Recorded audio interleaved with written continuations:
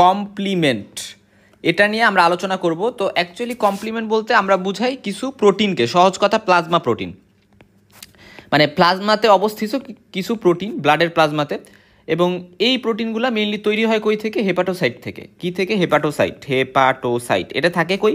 Hepatocyte মানে হচ্ছে লিভারের সেল, রাইট? সো লিভারের সেল থেকে তৈরি হয়। আমরা জানি লিভার বিভিন্ন কোয়াগুলেশন ফ্যাক্টর, অ্যালবুমিন বা এরকম বিভিন্ন প্লাজমা প্রোটিন তৈরি করে, ঠিক একইভাবে কিন্তু এগুলো কমপ্লিমেন্টও তৈরি করে। তো এগুলার নাম আমরা যেহেতু সি মানে কমপ্লিমেন্ট, তাই C1, C2, C3, এভাবে C1 থেকে C9, তার পাশাপাশি কমপ্লিমেন্ট বি আমরা বলি, ডি আছে, আই আছে, তারপর হচ্ছে প্রোপারডিন। সো এরকম আসলে বেশ কিছু কমপ্লিমেন্ট আছে যেগুলো নিয়ে আমরা এক এক করে আলোচনা করব, বা এগুলার যে কন্ট্রিবিউশন, এই কোন কমপ্লিমেন্ট প্রোটিনটার কন্ট্রিবিউশন কি, এগুলো নিয়ে আমরা ডিটেলস আলোচনা করব। বাট আমাদের মেইন যে জিনিসটা জানতে হবে যে কমপ্লিমেন্ট শব্দের এমনিতে অর্থ হচ্ছে কি? ইমিউন সিস্টেমের বা ইমিউন রেসপন্স তৈরি করতে যে কাজ, সেটাকে অগমেন্ট করা, বৃদ্ধি করা। কি করা? অগমেন্ট করা বা কমপ্লিমেন্ট করা, বা আমরা বলতে পারি পরিপূর্ণ করা। তো এই পরিপূর্ণ করতে গিয়ে কমপ্লিমেন্ট কিন্তু খুবই মেজর রোল প্লে করে। আমরা নর্মালি যখন পড়ে আসছিলাম গত ভিডিওতে কি নিয়ে? অ্যান্টিবডি নিয়ে।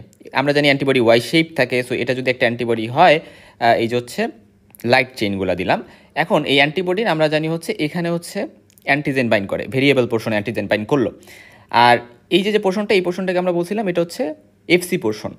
আর এই যে পোর্শনগুলো, এই পোর্শনগুলো